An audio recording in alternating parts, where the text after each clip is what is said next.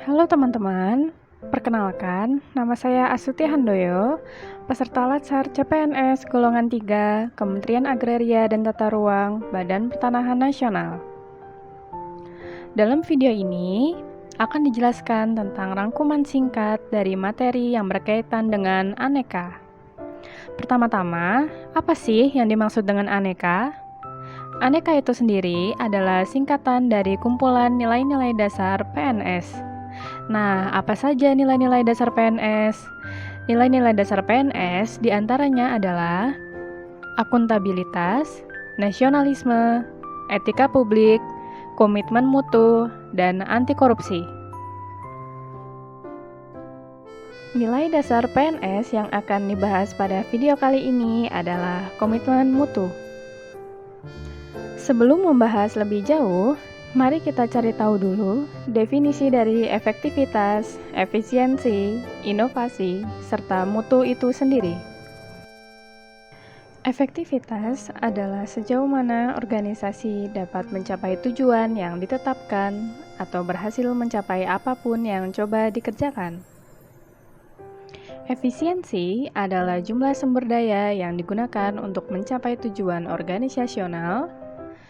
Dan efisiensi organisasi ditentukan oleh berapa banyak bahan baku, uang, dan manusia yang dibutuhkan untuk menghasilkan jumlah keluaran tertentu. Atau dengan kata lain, efisiensi dapat dihitung sebagai sumber daya yang digunakan untuk menghasilkan barang atau jasa.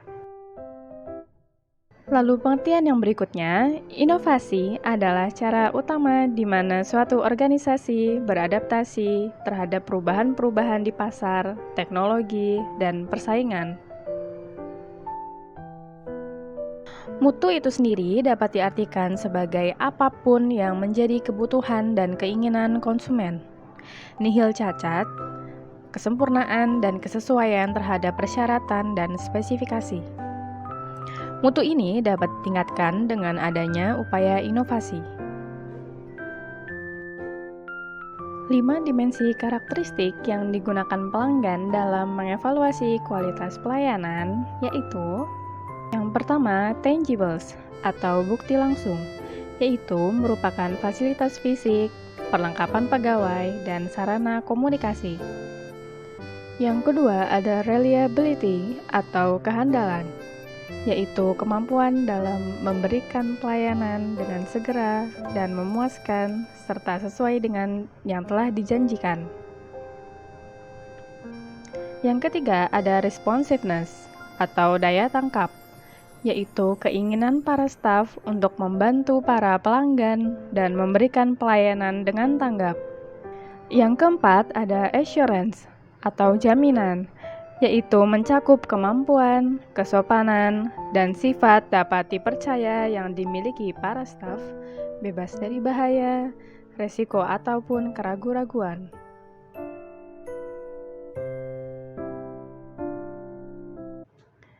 Dan yang kelima, ada empathy, yaitu meliputi kemudahan dalam melakukan hubungan, komunikasi yang baik, dan perhatian dengan tulus terhadap kebutuhan pelanggan. Contoh aktualisasi komitmen mutu dalam pemerintahan adalah menganalisis kendala terkait belum terwujudnya kreativitas kerja Apatur dalam mewujudkan inovasi layanan yang berkomitmen terhadap mutu. Aktualisasi nilai dasar komitmen mutu dalam pelaksanaan tugas aparatur akan mendorong terciptanya iklim dan budaya kerja unggul. Iklim dan budaya kerja unggul ini dapat menumbuhkan keberanian untuk menampilkan kreativitas dan inovasi. Dengan demikian, pergeseran orientasi kerja diarahkan untuk memotivasi aparatur mengubah mindset menuju layanan bermutu. Banyak cara yang dapat dilakukan untuk senantiasa memperbaiki mutu layanan dari aparatur penyelenggara pemerintahan atau pegawai ASN kepada publik. Antara lain, yang pertama, ASN harus memahami fungsi, tugas pokok, dan peran yang diberikan dari institusi. Lalu yang kedua, ASN juga harus memiliki kompetensi yang sesuai dengan bidang pekerjaannya.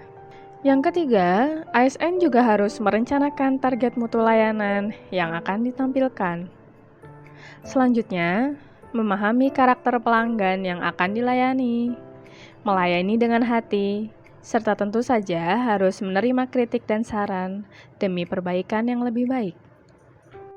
Dalam menjalankan tugasnya, para pejabat dan aparatur wajib memperhatikan peraturan perundangan yang menjadi dasar hukum bagi setiap keputusan yang diambil dan tindakan yang dilakukan.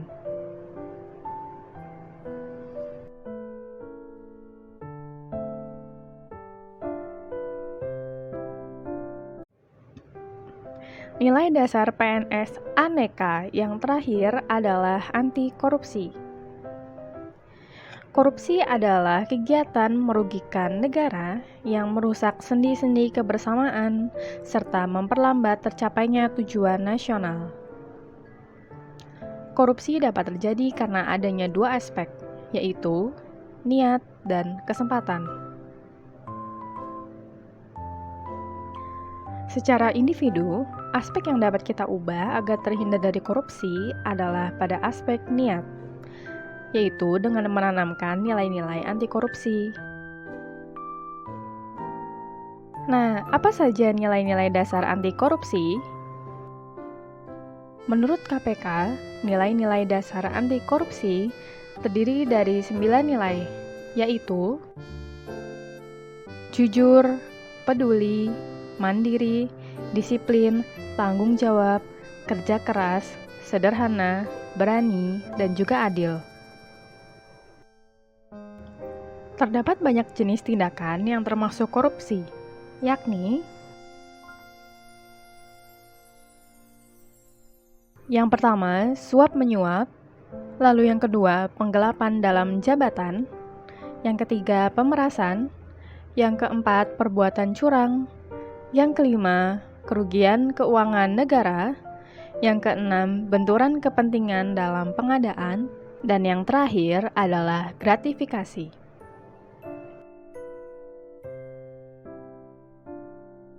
Manusia adalah faktor kunci perubahan, karena manusia adalah makhluk dengan aspek jasmani dan rohani, serta makhluk sosial yang harus berinteraksi dengan lingkungannya. Maka, pembangunan integritas perlu dimulai dari upaya membangun integritas individu yang selaras dengan integritas organisasi dan bangsa. Konsep inilah yang dikenal juga dengan konsep tunas integritas.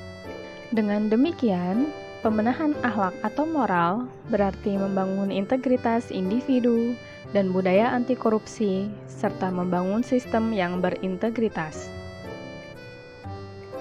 Kesimpulannya, kata kunci untuk menjauhkan diri dari korupsi adalah internalisasi integritas pada diri sendiri dan hidup atau bekerja dalam lingkungan yang menjalankan sistem integritas dengan baik.